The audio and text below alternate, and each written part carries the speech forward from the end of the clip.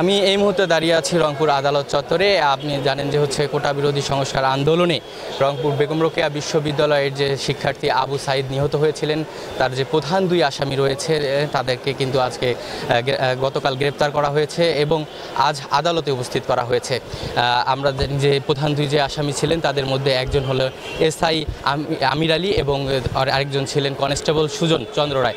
তো এই দুইজনকে আজকে সকাল 9:30টার দিকেই কিন্তু আদালতে উপস্থাপন করা হয় এবং তাদের যে আইনজীবী রয়েছেন তারা কিন্তু 5 দিনের রিমান্ড চেয়েছিলেন এবং বিজ্ঞ আদালত তাদের সেই রিমান্ডের প্রেক্ষিতে কিন্তু 4 দিনের রিমান্ড মঞ্জুর করেছেন।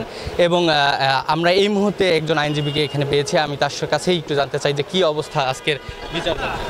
আচ্ছা, বিজ্ঞ আদালতে আজকে আপনারা জানেন যে সাইদ হত্যা মামলার মূল যে দুইজন আসামি, 1 এবং 2 নম্বর আসামি এএসআই আমির আলী এবং 2 নম্বর আসামি কনস্টেবল সুজন চন্দ্র রায়, দুজনকে তদন্তকারী কর্মকর্তা বিজ্ঞ আদালতে হাজির করে মোট 5 দিনের রিমান্ড চেয়েছিল। বিজ্ঞ আদালত উভয় পক্ষের বক্তব্য শুনেছেন, বিভিন্ন টিভি চ্যানেলের ভিডিও ফুটেজ দীর্ঘক্ষণ সময় ধরে বিজ্ঞ আদালত বিশ্লেষণ করেছেন এবং দুজনের বিজ্ঞ আদালত স্বীকারোক্তি দিয়েছে। বিজ্ঞ আদালত তাদের বক্তব্য শ্রবণ করেছেন।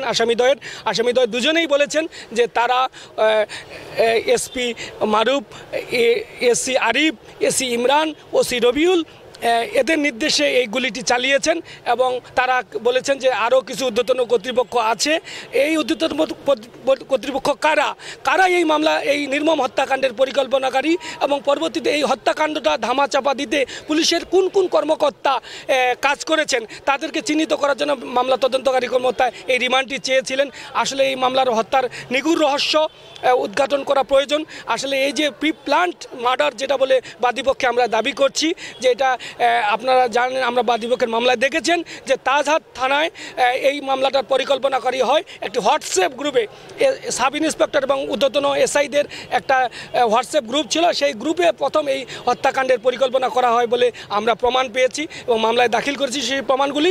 এবং এরা আসলে কারা এটার সাথে জড়িত ছিল, এই কারা উস্কানিদাতা, কারা পরিকল্পনাকারী, কারা মদতদাতা, সমস্ত কিছু বের করার জন্য আদালত 4 দিনের রিমান্ড মঞ্জুর করেছেন। সেখানে যারা আসামি রয়েছেন তারা কি কারো নাম উল্লেখ করেছে বা কাদের?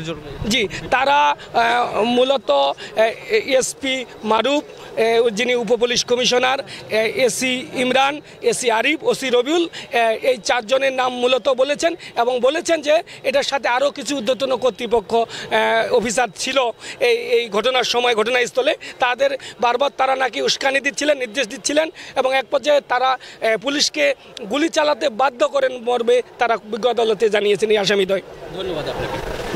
শুনছিলেন যে 4 দিনের রিমান্ড মঞ্জুর করেছে বিচারক আসাদুজ্জামান, সেই প্রেক্ষিতে কিন্তু আজকে তাদেরকে প্রেরণ করা হয়েছে। আজকে এই বিচার কার্যকে কেন্দ্র করে কিন্তু আদালত চত্বরে সকাল থেকেই ভিড়, উৎসুক জনতার যে ভিড় সেটি কিন্তু দেখতে পাচ্ছেন আপনি ক্যামেরা চোখে। তো এই ছিল রংপুরের সর্বশেষ পরিস্থিতি।